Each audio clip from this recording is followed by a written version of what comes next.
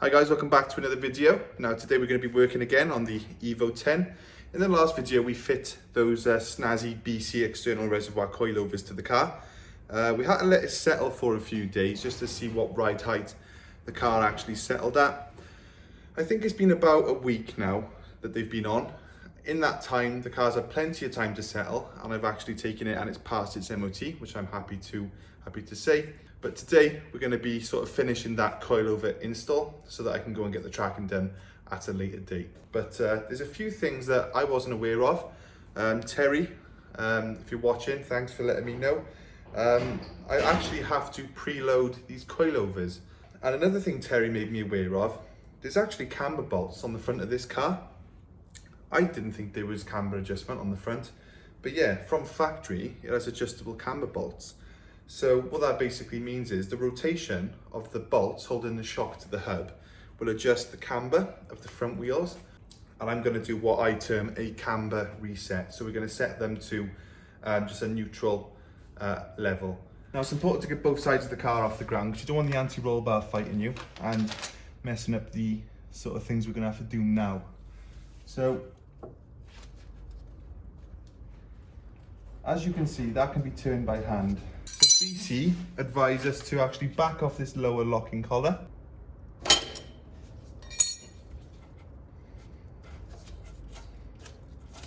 Like so. And we got to basically tighten this up until I can no longer turn the lower collar by hand.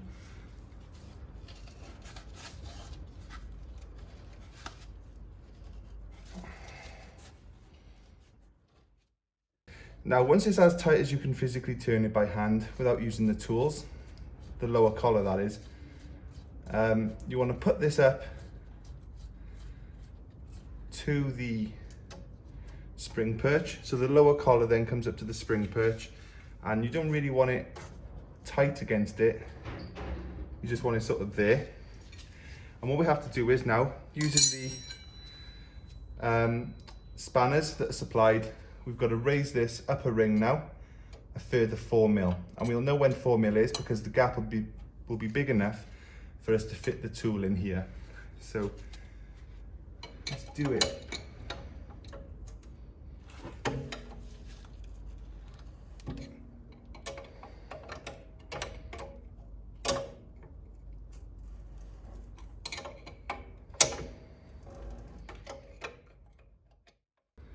Now, one thing I found quite interesting when I did take this car to the MOT station, it was only a mile away, but I noticed the car wasn't as stiff as I thought it'd be, and this is probably why.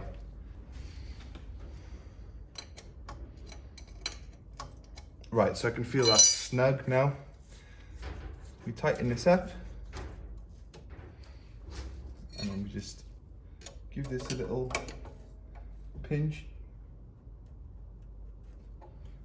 And that's the preload set on this shock. So we do the same all around.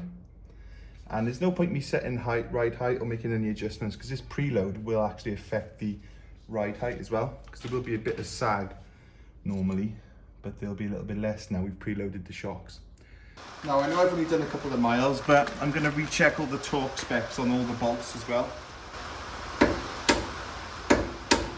That's all good.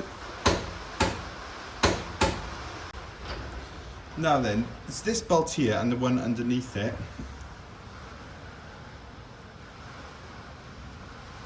That are actually camber bolts. So the rotation of those bolts is actually quite important. I can't believe I didn't notice sooner. But I'm going to have to loosen them now and make sure that the settings or the rotation of the bolt is in the correct position.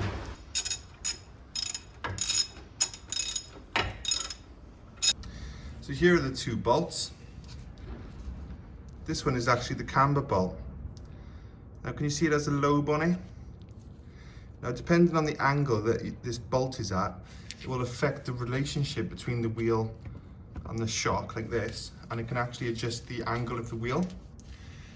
Now obviously I wasn't thinking about this last time, so that's why I'm having to go through them now, make sure they're the right way around, make sure the camber is set to the right way. So usually the normal bolt will be on the bottom to give the most strength, and then you'll have the camber bolt on the top. So there's a little like arrow, and we're gonna have the arrow so that it gives us the most camber possible.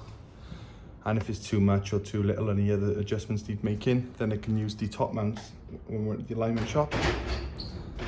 And all that's left is to torque these up to 81 foot-pounds of torque. I've got a nice, even longer than usual torque wrench, which I bought. Here we go.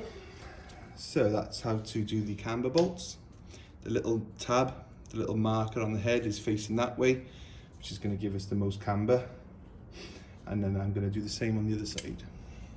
So it's almost 2 in the morning now, believe it or not. I started quite late, but the car's done now.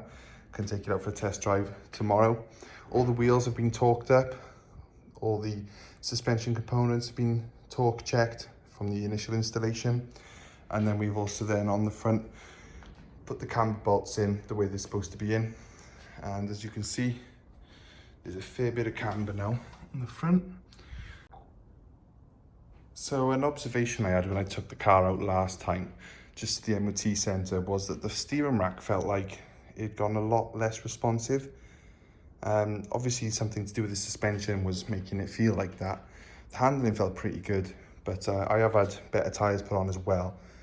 I didn't push it too hard, but yeah, now the camber's symmetrical, it's all set up as it should be, so I'm imagining that's gonna make the car feel a lot more aggressive again. Yeah, hopefully you've enjoyed the video. I'll see you in the next one. Cheers guys.